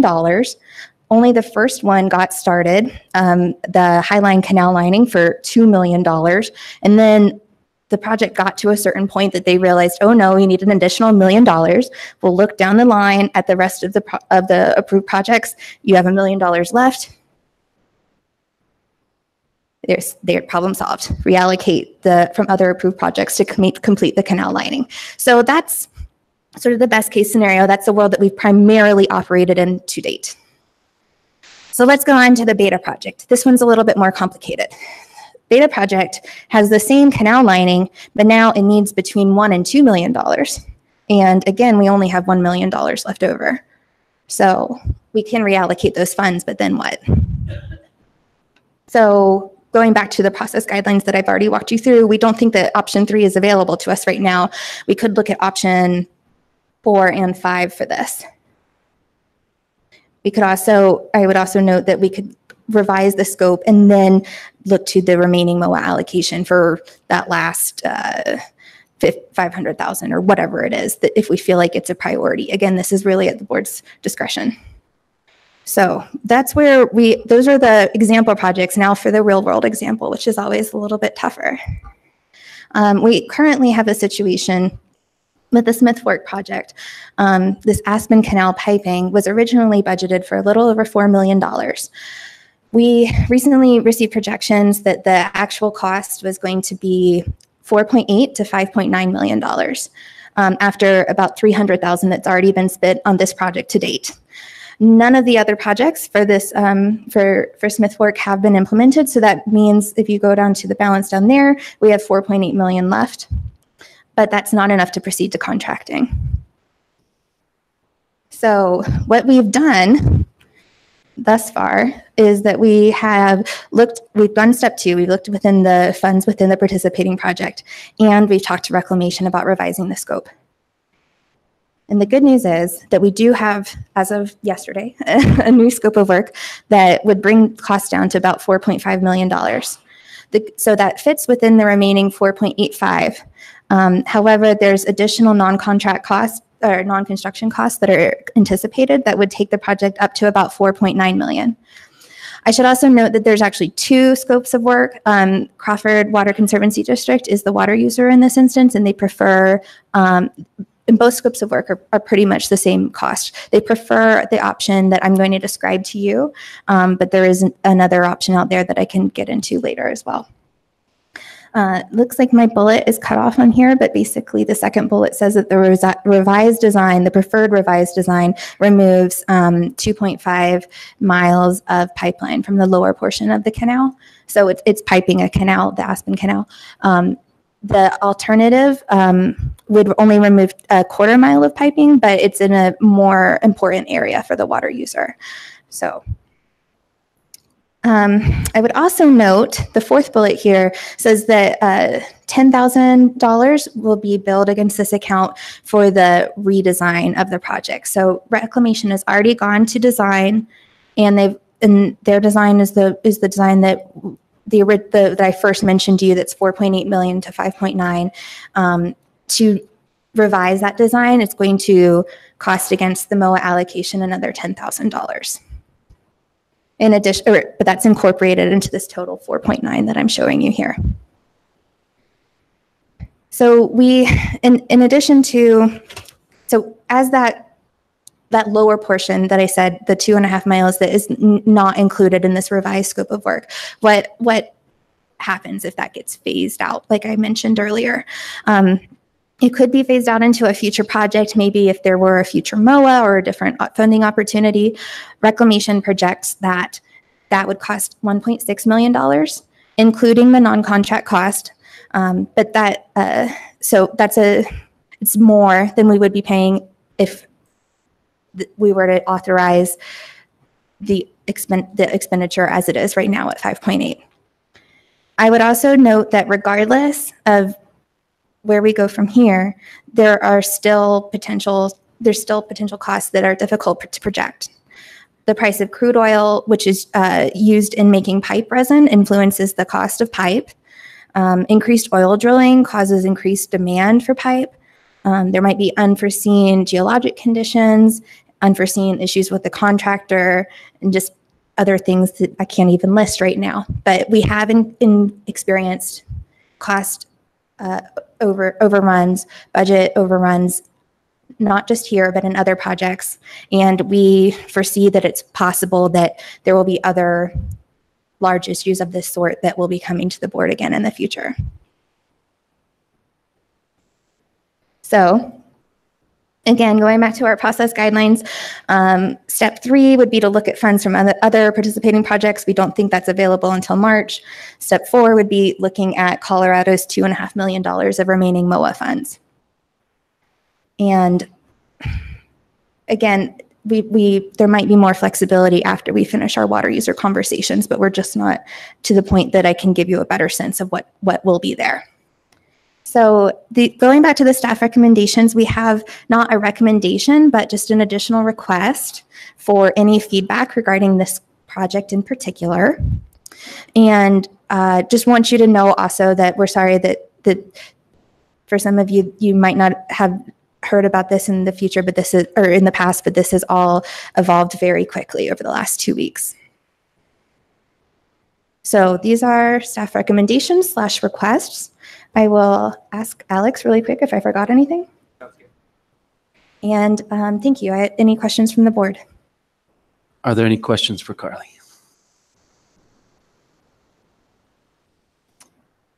No? We do have one comment from the audience. Dan? Dave, sorry.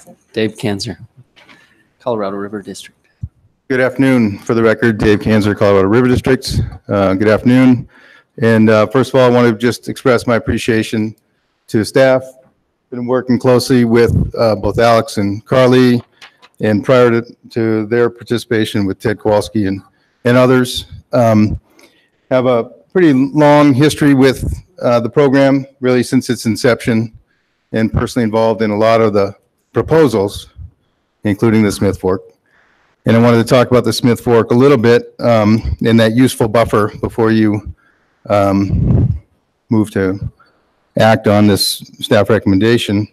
I do support the approach, but I would caution against adding too much process. Right now, working with Reclamation, as you may imagine, already on these projects has been a process in and of itself, and requires a lot of flexibility and discretion, I think, from the board well, really from the staff. And so what I would suggest is that you preserve that discretion for your staff to work with reclamation.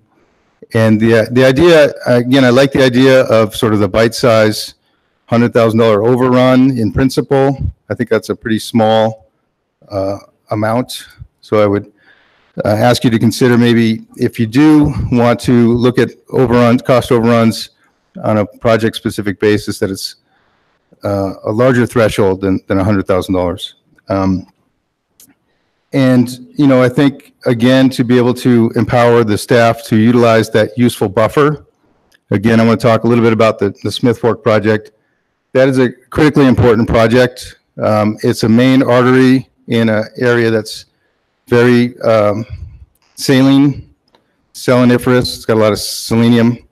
It is water short, and it's a project we've been after for probably more than a decade. And if you ask the water users, probably 20 years. So this is an original reclamation project, as you know. And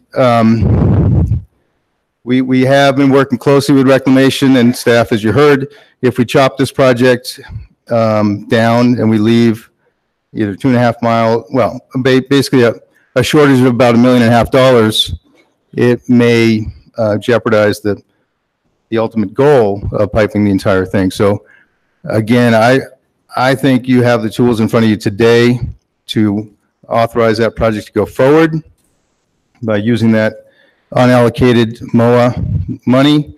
I would urge you to, again, empower staff to work closely with reclamation to minimize cost overruns, maximize the ability to leverage these funds. And really, that's a big part of my job, is to leverage federal dollars. And I've done that through what we know as the RCPP under NRCS program.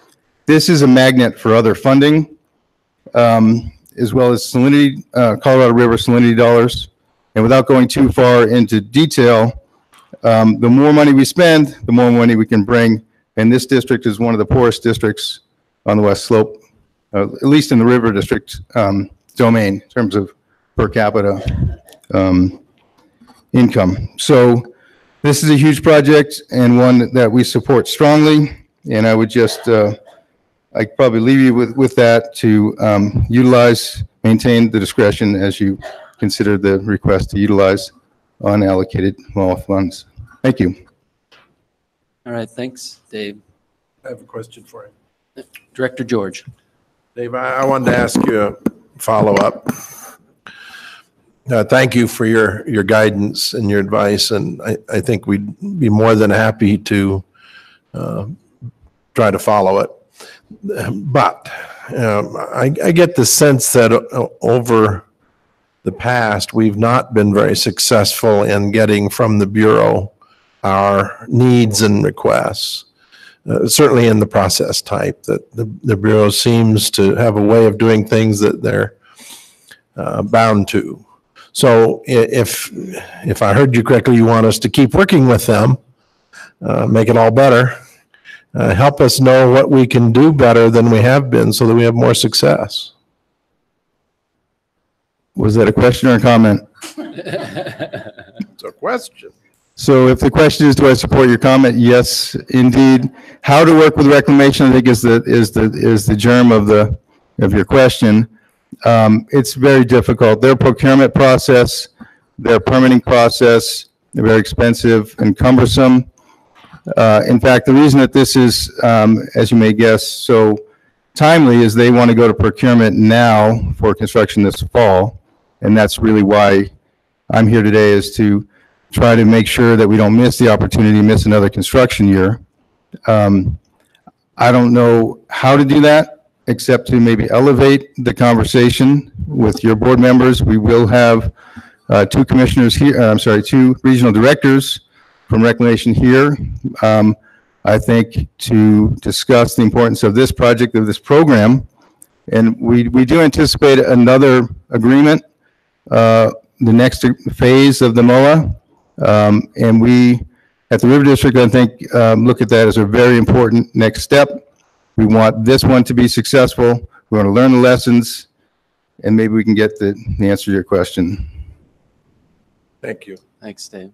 I had a question for you, Dave. When we're looking at the guidelines for cost overruns, you said the $100,000 was pretty small, and I guess it would depend on the project. Would a percentage work better than a flat number? I apologize. I don't know if I can answer that, specifically, but I think, something that would give you comfort to be able to keep the pressure, if you want to call it that, on reclamation, their feet to the fire.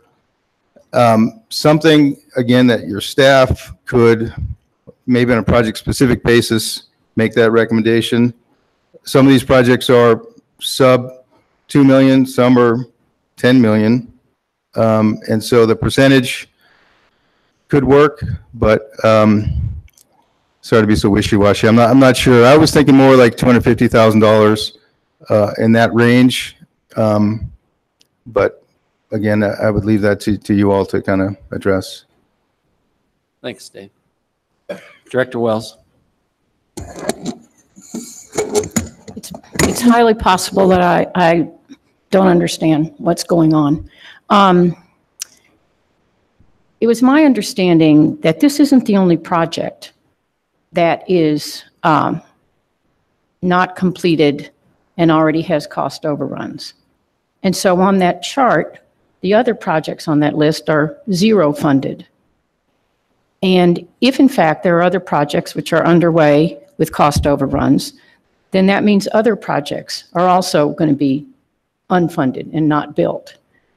So I think maybe the point of the staff's request to develop some sort of priority list is that we make sure that we are moving to completion and moving funds around to accommodate the most important projects.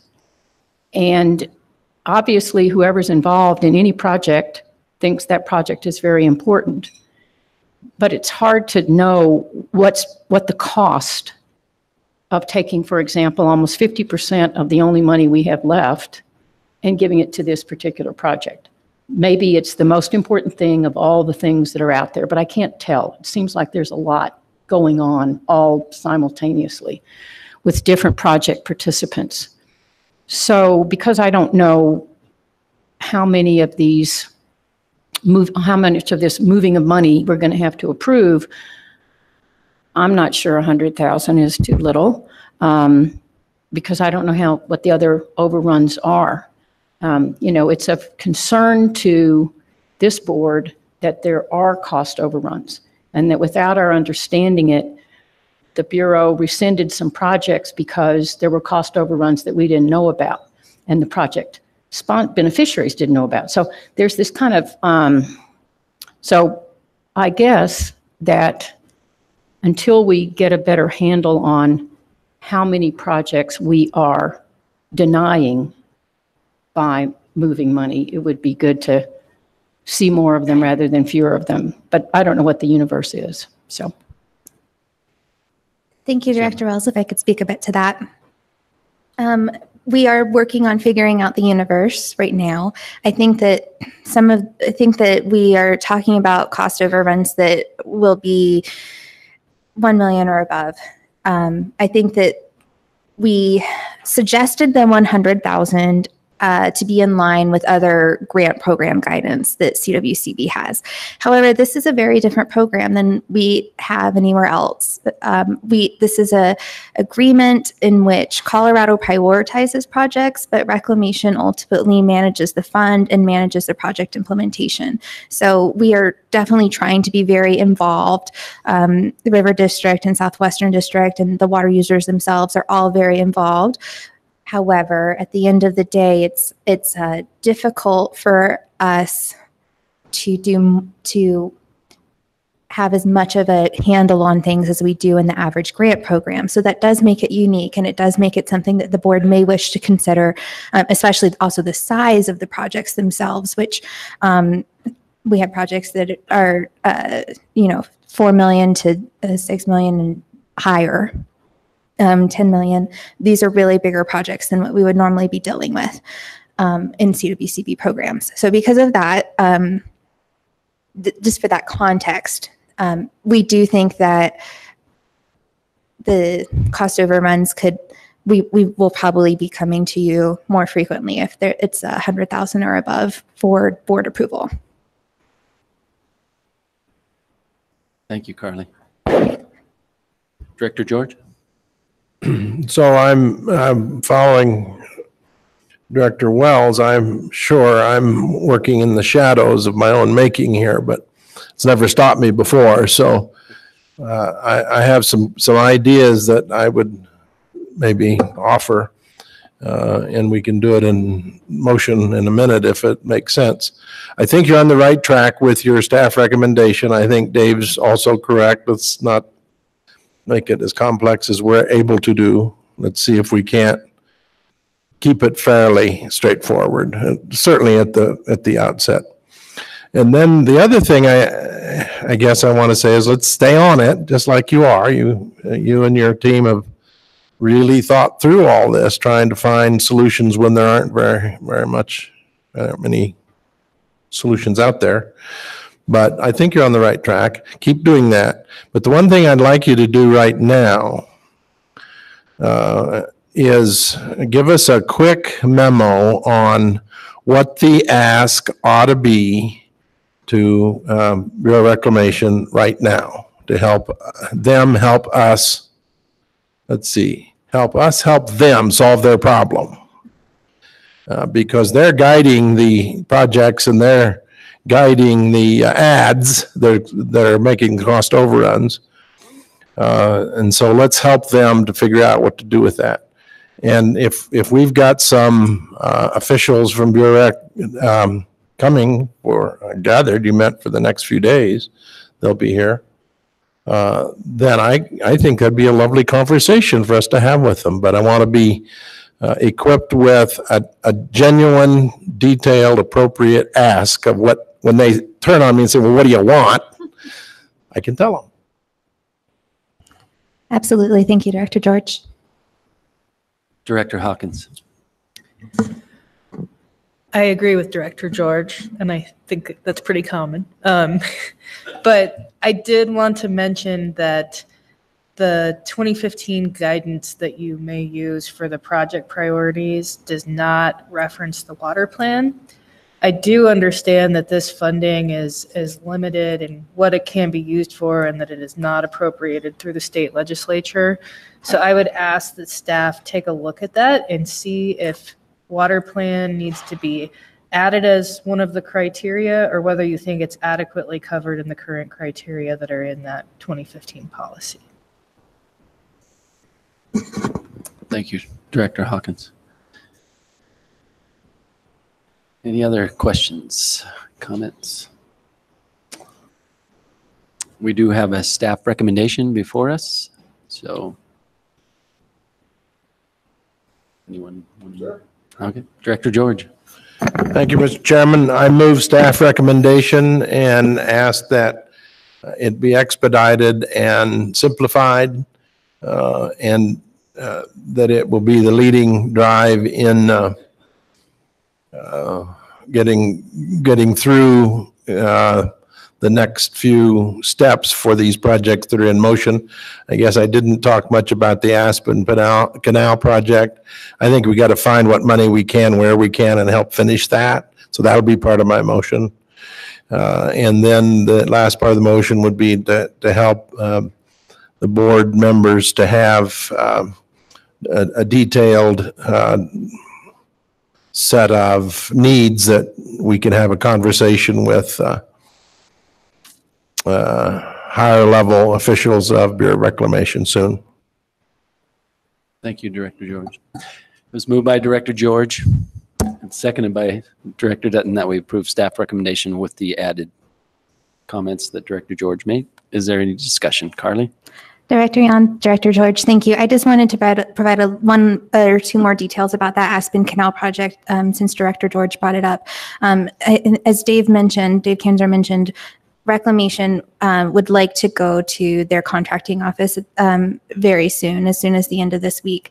They would be willing to take some small modifications back through April. So if it's possible for the board to provide any elaboration on Director George's comment about helping find additional money for that project.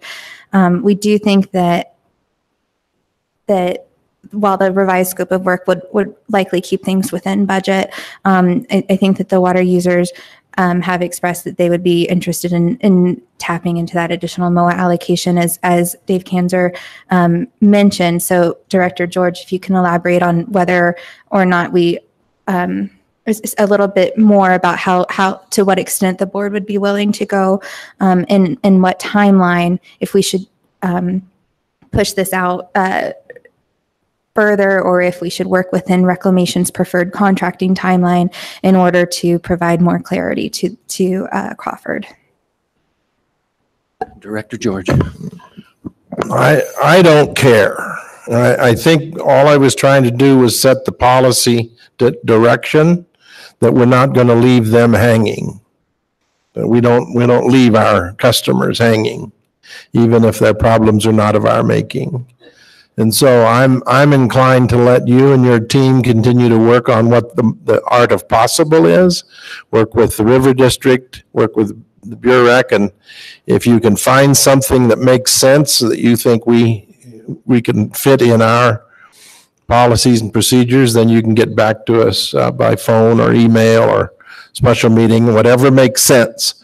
And we'll sure be willing to act on the details. I don't think we want to sit here as a committee and try to tell you what those details ought to be. It's really what you can make work. Is that helpful? Yes, thank you, Director George. Thank you, Director George. So we have a motion on the table. Is there any further discussion? Seeing none, we shall proceed to vote. All those in favor signify by saying aye. Aye. All those opposed, same sign. Motion carries. Thank you, Carly. Thank you very much. Thanks, Dave. So that was our final agenda item for our January 2019 Colorado Water Conservation Board meeting. I just wanted to once again say thank you to the staff, Viola, for putting this on, and for all the staff members for all your work. Good work. Continue as you always do. And you always make us proud and make it easy for us board members.